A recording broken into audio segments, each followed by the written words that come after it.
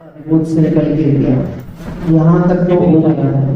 अभी यहाँ से निकल कर निबोध दशा से यहाँ तक आए हैं। अब इसके आगे का रास्ता क्या है, कहाँ जाना है? जो भक्ति अभी अंतिम में दी गई थी, आया कहाँ से, कहाँ है जाना, ढूंढ ले ठिकाना चेतन ढूंढ ले। जो ऊपर विषय, जिस विषय पर हम चर्चा करेंगे आगामी 2 दिनों के अंदर में, आयतन और अंतरा। मैंने 2 मंगलाचरण किए, एक तो आचार्य समन्वय स्वामी रत्नकंठ शास्त्राचार्य का, और दूसरा आचार्य पंडित टोडरमल जी का मोक्ष मार्ग प्रकाश। और दोनों ही ग्रंथों से आप लोग लगभग मैं मानता हूँ परिचित होंगे। मंगलाचरण से भी परिचित होंगे, ग्रंथ के प्रतिपाद्य विषय से भी परिचित होंगे। आश्चर्य की बात है, बहुत से लोग कहेंगे हमने रत्नकंठ शास्त्राचार्य वर्ष भी शामिल हुए थे और मोक्ष मार्ग प्रकाशक वर्ष में भी शामिल हुए थे। मतलब जब इसकी प्रतियोगिताएं हुई होंगी तो इसमें बहुत से लोग सम्मिलित हुए थे।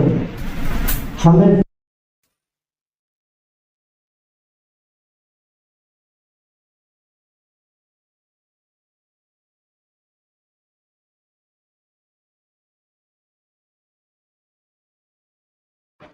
अब ये बात थोड़ी सी आश्चर्यजनक लगी। क्या बात कहते हो, हमें नहीं पता ये किसने कहा है? बताओ, ये जिन्वा कौन है? तत्व के उपदेशक कौन है? बोलिए। सर्वज्ञ वीतरागी भगवान इसके उपदिष्टता है। और किसके लिए कही गई है? किसके लिए कही गई है? एक तो ना, जो युवा भाई हों जिन्हें लगता है मैं युवा हूं, वो पीछे मत बैठा करो, आप आगे आके बैठना। अगले सत्र से संभव हो तो अभी भी आगे आके बैठ जाना, क्योंकि मुझे एक टेंडेंसी मालूम है, पीछे हम भी बैठते थे और हम पीछे जब जब बैठे हैं तो हमने लाभ कम लिया है और लाभ जो लेने वाले थे उनको डिस्टर्ब बहुत किया था। मतलब स्कूल की डेस्क में पीछे कौन बैठता है? पता है कौन बैठता है? अरे तुमसे, आपसे नहीं पूछ रहा हूँ मैं, कौन बैठता नहीं है, मैं मेंटलिटी की बात कर रहा हूँ। पीछे बैठने वाले वो होते हैं जिनको टीचर से डर लगता है, जिनको पनिशमेंट का भय है। किस बात का? मेरी कॉपी चेक ना हो, मुझसे क्वेश्चन ना पूछा जाए, पूछेंगे तो इज्जत चली जाएगी। अरे इज्जत होगी तब तो जाएगी ना। भाई पीछे गए इसलिए हो क्योंकि आपको डर है, और जो भय है इसका मतलब आपको खबर ही नहीं है कि मैं कौन हूं। अपनी वैल्यू जब हम स्वयं ही नहीं आंक पाएंगे तो फिर सर्वज्ञ वीतरागी कौन है, उनकी वैल्यू भी कैसे आंकेंगे? मोक्षमार्ग प्रकाशक में टोडरमल जी ने 6वां अधिकार जब पूर्ण किया है, वहां एक बहुत सुंदर लाइन अंतिम में लिखी है, अहो देव गुरु धर्म तो सर्वोत्कृष्ट पदार्थ हैं, इनके आधार से धर्म है, इनमें शिथिलता रखने से अन्य धर्म किस प्रकार होगा, इसलिए बहुत कहने से क्या, सर्वथा प्रकार से कुदेव कुगुरु कुधर्म का त्यागी होना योग्य है। इस लाइन को ध्यान से सुनिए। अहो देव शास्त्र गुरु तो सर्वोत्कृष्ट पदार्थ हैं। कैसे हैं? सर्वोत्कृष्ट पदार्थ हैं। एक भक्ति है और उस भक्ति से आप सब परिचित हो, टोडरमल जी के लिए लिखी थी मैंने, और वो भक्ति आप जब भी गाते हो तो आपको निश्चित थोड़े भाव विभोर भी होते हो, मैं मानता हूँ, है ना। एक बार उसकी कुछ पंक्तियां हम गा रहे हैं, फिर वापस इस पे आते हैं। वीतरागी अहो जिनेश्वर, धन्य वे मुनिराज हैं, निर्दोष सहज स्वरूप दर्शा ते करें उपकार है, निर्ग्रंथता की भावना कर मोक्ष पथ में आइए, देह जाए तो भले जिन धर्म रहना। वीतरागी अहो जिनेश्वर, धन्य वे मुनिराज हैं। ये कथन में है कि श्रद्धा में है? कथन में है कि श्रद्धा में? मेरा धर्म महान, इस धर्म के लिए मैं प्राण देने के लिए तैयार हूं, लेकिन मैं रोज मंदिर आने को तैयार नहीं हूं। मैं व्यापार छोड़कर शिविर अटेंड करने को तैयार नहीं हूं। दुख की बात है। मुझे भोपाल की अभी वो समाज नहीं दिख रही है जो भोपाल की समाज पुराने चित्रों में दिखती थी। क्या कह रहे हैं? हमारे पिताजी बताते थे चौक में कार्यक्रम होता था, हजार हजार आदमी बैठता था और लगभग हर साल वो आते थे, हर साल आते थे। और चौक की जो कार्यक्रम होता था उसमें सैकड़ों की संख्या में लोग बैठते थे। अब ये दुसम पंचम काल का प्रभाव कहा जावे कि हमें हमारी भक्ति देवशास्त्र गुरु के प्रति घट गई, या हमें सच्चा स्वरूप पता ही नहीं है इसलिए भक्ति का भाव हमें प्रारंभ ही नहीं हुआ, कहीं ऐसा तो नहीं हम भी अभी भ्रम में हैं कि हम सच्चे देवशास्त्र गुरु के भक्त हैं? बताइए, लक्ष्मी यानी धन की प्राप्ति किससे होती है? धन की देवी कौन है? लक्ष्मी है कि पुण्य का उदय? और पुण्य का जो उदय होता है वो कैसे होता है? उसका बंध कैसे होता है पुण्य का? बोलिए। अरे बोलना पड़ेगा भैया, चुप नहीं रहना है। सच्चे देवशास्त्र गुरु की आराधना से पुण्य का बंध होता है। बताओ, सच्चे देवशास्त्र गुरु की आराधना से पुण्य का बंध होता है कि पुण्य पाप का अभाव हो जाता है? देखो हमारी सोच में भी क्या बैठा है, भगवान की भक्ति से क्या होगा? पुण्य का बंध होगा, पुण्य से धन आएगा, धन से सुख होगा। तो कुल मिलाकर अभिप्राय में मिथ्यात्व तो वही जिंदा पड़ा हुआ है जो अनादिकाल से लेके बैठे थे। आयतन अनायतन के प्रकरण पर इसलिए आना आवश्यक है। हमें ऐसा लगता है देवशास्त्र गुरु तो मेरे सिरमौर हैं, सर्वोत्कृष्ट पदार्थ हैं। आश्चर्य की बात यह है, आप जैनेतर समाज में किसी के मरण का प्रसंग बनता है तो उसकी अंतिम यात्रा में बोला जाता है राम नाम सत्य है, ऐसा बोलते हैं ना। लेकिन अगर दिगंबर जैन समाज में किसी का देह परिवर्तन हो गए और उसकी अंतिम यात्रा निकलती है तो क्या बोला जाता है? अरिहंत नाम सत्य है, सत्य बोलो गत्य है। ये बोलते हैं ना, यही बोलते हैं ना। अरे हाँ तो बोल दो। हाँ, इसका क्या अर्थ है? अरिहंत नाम सत्य है, सत्य बोलो गत्य है। इसका क्या अर्थ है? बताओ अशोक भाई। उज्जैन में भी यही बोलते हैं, छिंदवाड़ा में भी यही बोलते हैं, भोपाल में भी यही बोलते हैं। और मैं जब जब किसी प्रसंग पे जाता हूं और अगर मैं चल रहा हूं नहीं बोलता हूं तो बाजू वाला भी बोलता है बोलो बोलो बोलो, चुप नहीं रहो, बोलो। मैंने कहा क्या बोलो? बोले अरिहंत नाम सत्य है, सत्य बोलो गत्य। मैंने कहा ये अरिहंत कौन है? ये अरिहंत कौन है?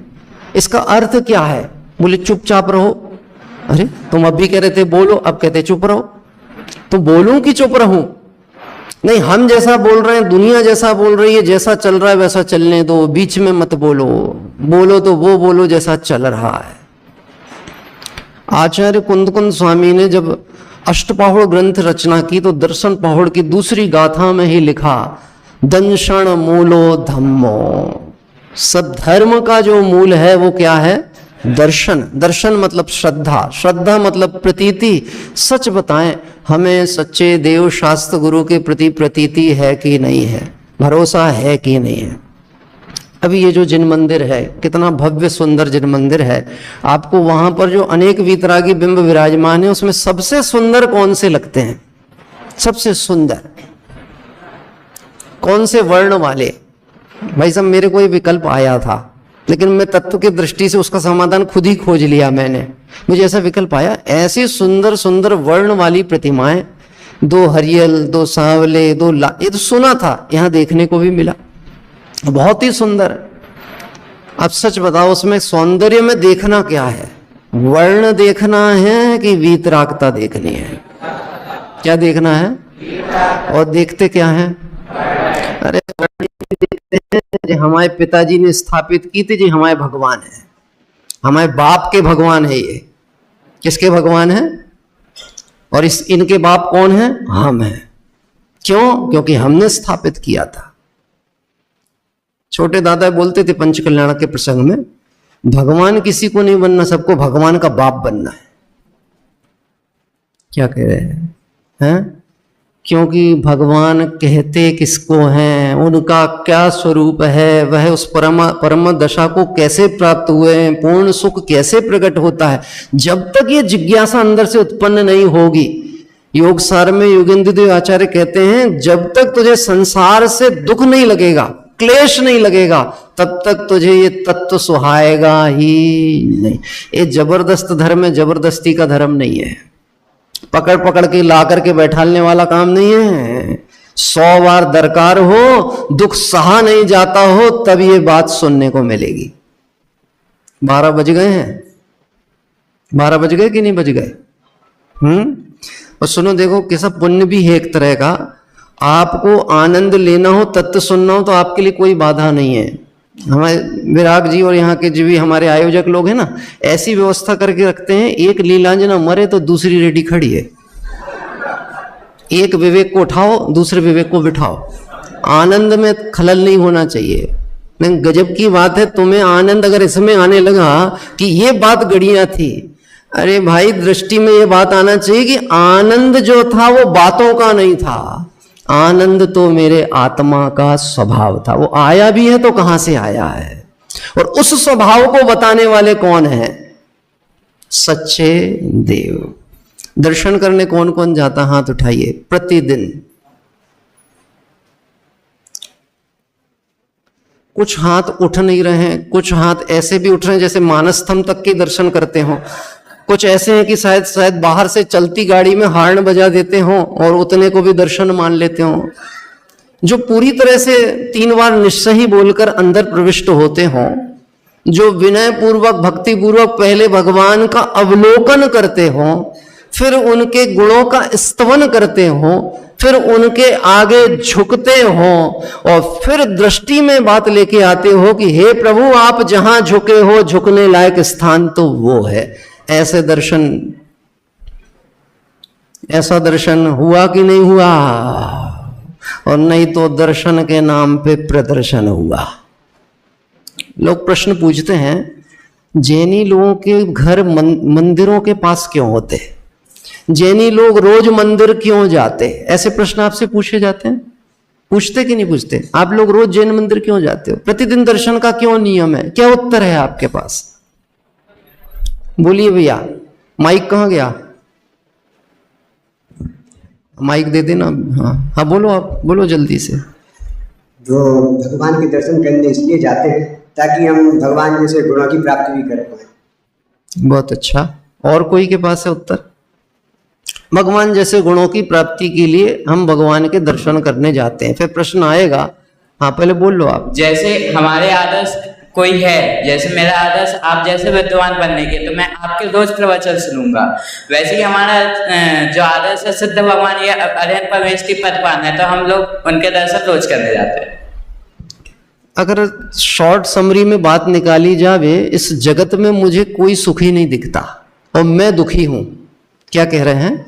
मैं बहुत दुखी हूं और सारे जगत को देख लिया, ध्यान से देखता हूं, खोजता हूं, मुझे कहीं सुख नहीं मिलता।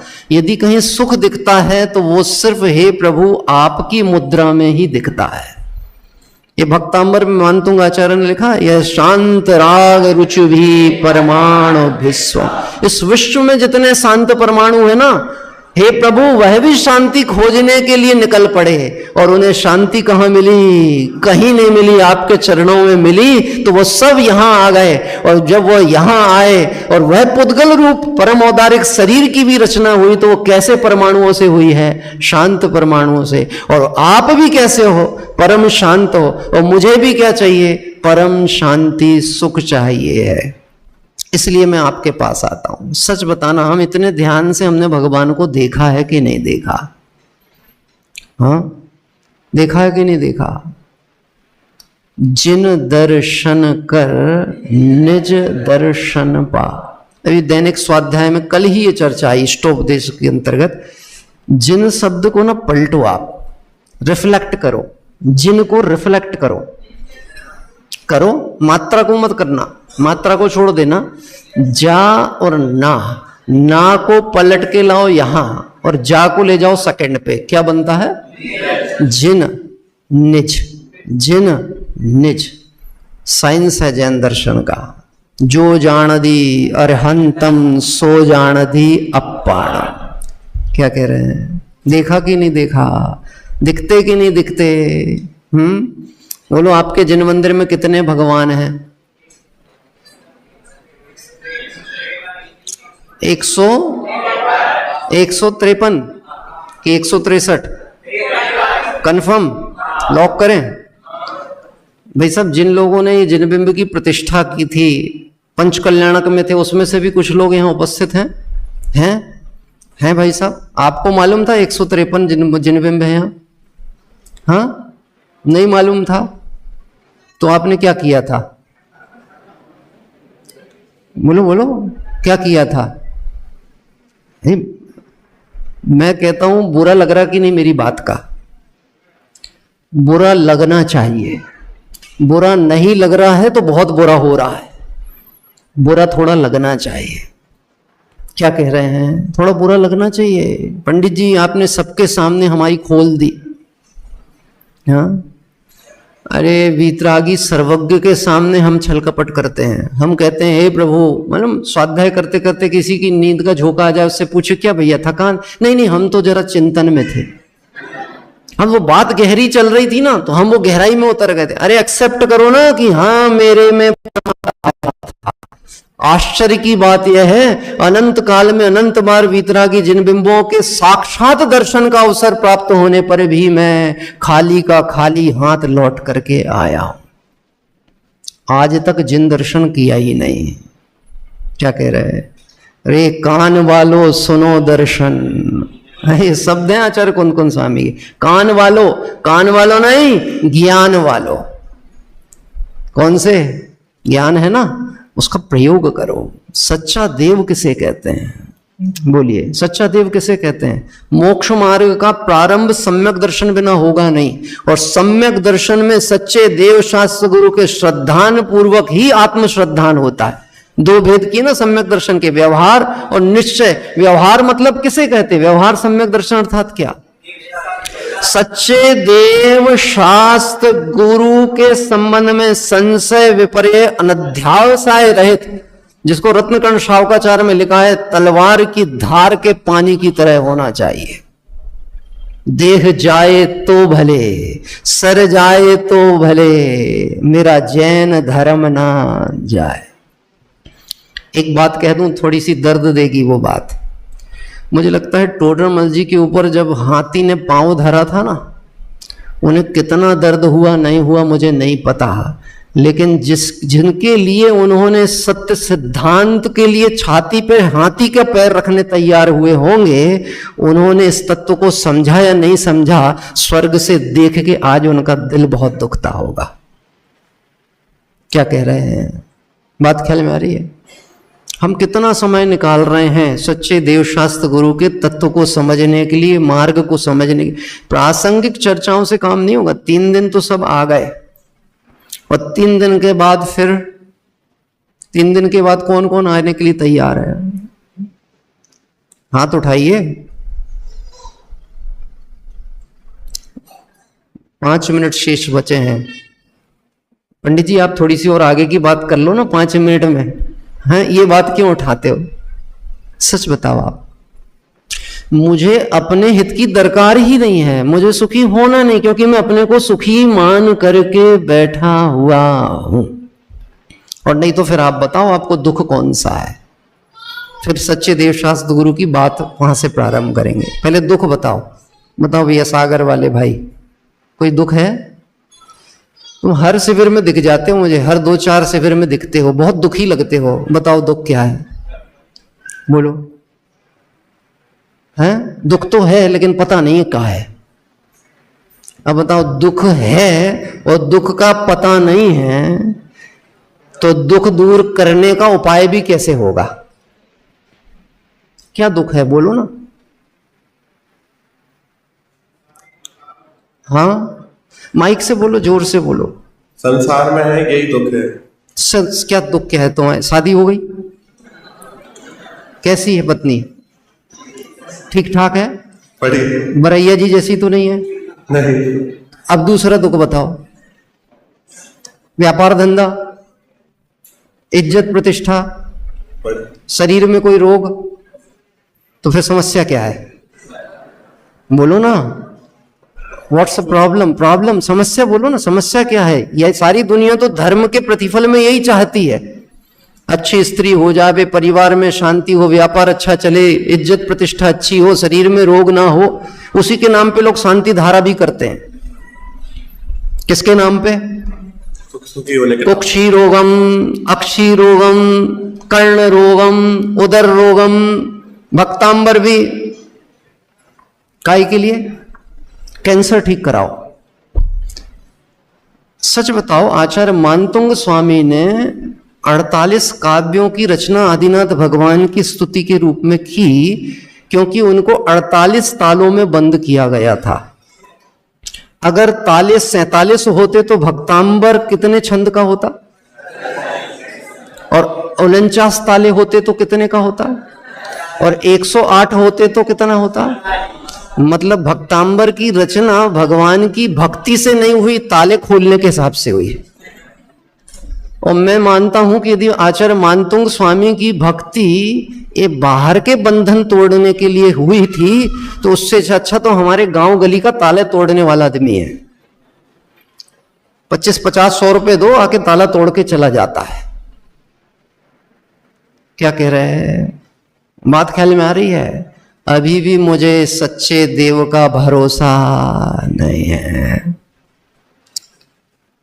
एक बात बताएंगे, रेवती रानी से आपका कोई रिलेशन है? यहां कोई ऐसा बैठा जो उनके खानदान से जुड़ा हुआ हो? रेवती रानी के खानदान का भाई साहब, आपका कोई है रिलेशन? रिश्ते में कुछ लगती हैं वो आपके? क्या है बताओ, रिश्ता बताओ, रिश्ता। हाँ, वो जिन शासन में तो सब आदर्श हैं, सिरमौर है, वो तो सब बढ़िया बात है। रिलेशन बोलो, रिलेशन। क्या बोल रहे बहने? जीव हैं। मैं रिश्ते की बात पूछ रहा हूं। रिलेशंस, फूफा जी हैं, मामा जी हैं, बुआ हैं, मौसी हैं, कौन है? कोई रिलेशन लगता है रेवती रानी से? अब लोगों को जिज्ञासा, जिन्हें नहीं पता होगा ये रेवती रानी कौन है उनके लिए तो ठीक है, पर जिन्हें पता है कि रेवती रानी का नाम लिया गया है तो क्यों लिया है, उन्हें तो बताना चाहिए कि मेरा उनसे क्या रिलेशन है। क्या कह रहे हैं? बोलो। नहीं, हमारा कोई रिलेशन नहीं है भाई साहब। वो तो जिनवाणी में सतियों के रूप में उनका नाम आया है, सम्यक दर्शन में अमूर्त दृष्टि अंग में वो प्रसिद्ध हुई हैं। बस हम इतना जानते हैं, बहुत दृढ़ श्रद्धानी जीव थी। इतनी दृढ़ श्रद्धानी जीव थी कि देवों ने उनकी परीक्षा करने के लिए 25वां तीर्थंकर भी ले आया तो नहीं गई। क्या कह रहे हैं? और हमारी स्थिति इतनी विचित्र है कि यदि मुक्तागिर में केसर की वर्षा होती सुने तो हम मुक्तागिर को अतिशय क्षेत्र मानने को तैयार हैं। सिद्ध क्षेत्र का अतिशय ये मानते हैं क्योंकि वहां पे केसर की वृष्टि होती है। वो केसर इकट्ठा करके ले आओ, कश्मीर से महंगा है वो केसर जो गिरता है ना मुक्तागिर में। आपको सुना है कि नहीं, मुक्तागिर में केसर की वृष्टि होती है। तो आप अपने घर की खीर में वही केसर डाला करो जो गिरता है। क्या है वो पता? वो मधुमक्खियों का मलमूत्र और वमन है। यहां भी गिरता है। चलो अच्छा है, मुक्तागिर भी नहीं जाना पड़ेगा, हम तो यहीं का बटोर लेंगे। क्या कह रहे हैं? अभी इसको सच्चे देव का स्वरूप ही नहीं मालूम। सच्चे शास्त्र कौन है, सच्चे गुरु कौन है, और जब तक देव शास्त्र गुरु का निर्णय नहीं है तब तक मोक्ष मार्ग का प्रारंभ ही नहीं होता है। यदि आपकी दुकान में भगवान महावीर स्वामी का चित्रपट है और उसके बाजू में लक्ष्मी जी का चित्रपट है और उसके लेफ्ट साइड में मंगल के कर्ता गणेश जी का चित्रपट है, तो दुकान का उद्घाटन करते हो गणेश जी से, पैसे की डिमांड करते हो लक्ष्मी से, और सब कुछ कंट्रोल सुरक्षित रखना, ये छूटे नहीं, भागे नहीं, जाए नहीं, उसका डिपार्टमेंट देते हो अनंत बल के धनी महावीर भगवान को। बात ऐसा ही है कि नहीं है? अरे बात ऐसा ही है कि नहीं है? हे कान वालों, आवाज पहुंच रही है? कहां तक? कान तक आ रही कि नहीं आ रही है? बात ख्याल में? जल्दी से 2 मिनट का टाइम भर शेष है। सच बताना, आपको अन्य जो भी आयोजन में अन्य जो उपक्रम होते हैं उसमें ज्यादा आनंद आता है कि मूल तत्व की बात सुनने में, आचार्यों की बात सुनने में, जिनवाणी के श्रवण में और उस सत्य के अन्वेषण में ज्यादा आनंद आता है? किसमें ज्यादा आनंद आता है? हाँ? तो मुझे एक प्रश्न का उत्तर देना, यदि आपको सच में इस बात में आनंद आता है तो ये बात और ये आनंद समय विशेष पर ही क्यों? क्या कह रहे हैं? नहीं साहब, अच्छे सुनाने वाले बिने तो हमको भी सुनने का भाव आता है। एक प्रश्न का उत्तर दीजिए, भगवान महावीर स्वामी की दिव्य ध्वनि 66 दिन तक नहीं खिरी, क्यों नहीं खिरी थी? बोलो। क्योंकि गणधर की कमी थी, इसलिए दिव्य ध्वनि नहीं खिरी। बस यही पकड़ के हम बैठे हैं। जबकि भव्य जीवों का भाग्य होगा और उनके वचन योग होंगे तो दिव्य ध्वनि खिरती है। मैं आपसे पूछता हूं, बताओ, वीतरागी जिनबिंब जो हमारे जिन मंदिर में विराजमान है वो उपदेश देते हैं कि नहीं देते? वो तो मौन बैठे हैं, वो तो अचल बैठे हैं, वहां तो कोई उनके स्पंदन नहीं है, ना पलकें झपक रही हैं, ना कुछ हो रहा है। वो क्या उपदेश देते हैं? बोलो, क्या उपदेश देते हैं? जय परम शांत मुद्रा समेत भवि जन को निज। परिक्रमा लगाओ चारों तरफ एक बार, और एक बार ध्यान से देखो, जो आनंद शांति सुख शाश्वत रूप से भगवान के अंदर प्रकट हुआ है वो बाहर से आ रहा है कि अंदर से प्रकट हुआ? कहीं जा नहीं रहे, हाथ पे हाथ रखे हुए हैं। नेत्र भी देखो तो कैसे हैं? अर्धनाशाग्र दृष्टि। अर्धनाशाग्र दृष्टि का प्रतीक ये बता रहा है कि हे प्रभु, जगत में देखने लायक कुछ नहीं था तो जगत की तरफ से दृष्टि बंद, और देखने लायक सिर्फ अपना गायक भगवान आत्मा था, इसलिए अंतर जागृति उनकी है। क्या कह रहे? वो जो एक आदत पद्धति है ना कि आते से ही सीधा चावल चढ़ाया, दर्शन किया, परिक्रमा की, पूजा की पुस्तक उठाई, या पूजा चल रही थी उसमें सम्मिलित तो हो गए, लेकिन ये विचार ही नहीं किया मैं कौन हूं, आया कहां से और मेरा रूप क्या। मुझे ध्यान आता है पाठशाला के भागों में ऐसे चैप्टर डाले गए बड़े सरल। प्रातः काल उठते से ही सबसे पहले क्या करना चाहिए? दिनचर्या के प्रकरण में बात आई, प्रातः काल उठते सबसे पहले क्या करना चाहिए? पंच परमेष्टि का स्मरण करना चाहिए। उसके बाद सेकंड काम क्या करना चाहिए? देखो, यहां तक का तो सबको मालूम है, पंच परमेष्टि। सेकंड काम जो सबसे इंपॉर्टेंट था उसको हमने काम ही नहीं समझा। वहां लिखा है आत्मा परमात्मा का चिंतन करना चाहिए। क्या कहा है? आप बता सकते हो आत्मा परमात्मा का चिंतन कैसे किया जाएगा? बहुत सरल भाषा में।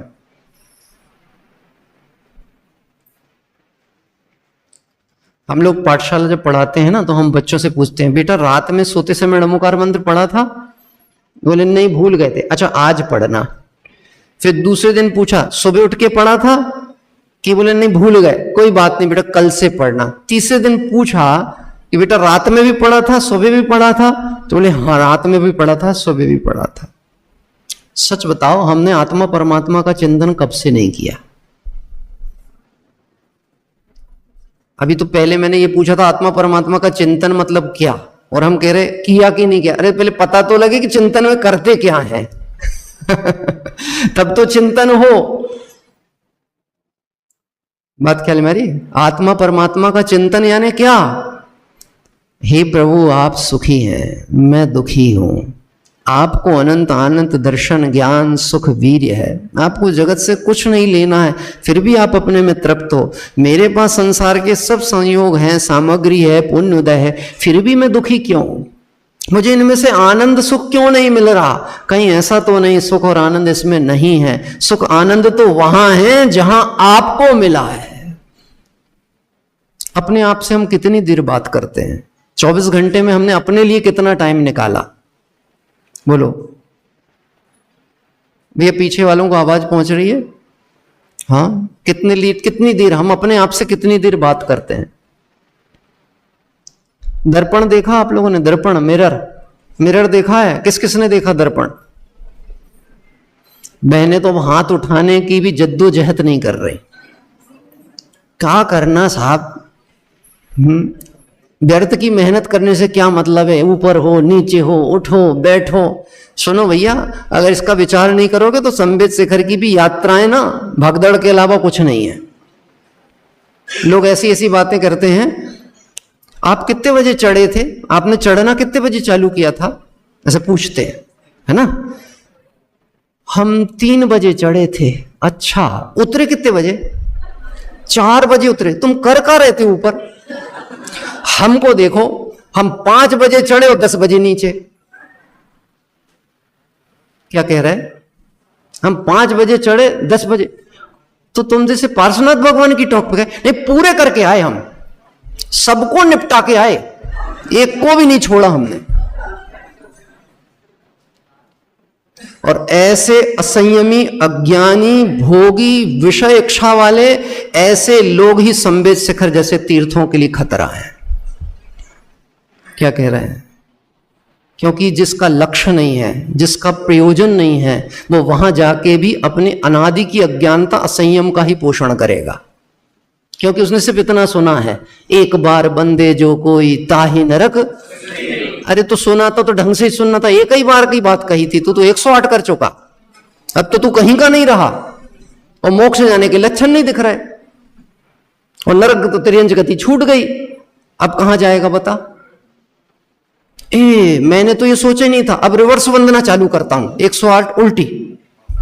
ये भगवान कछु सुध बोध नाही रही है, मिथ्या मत छाय गए।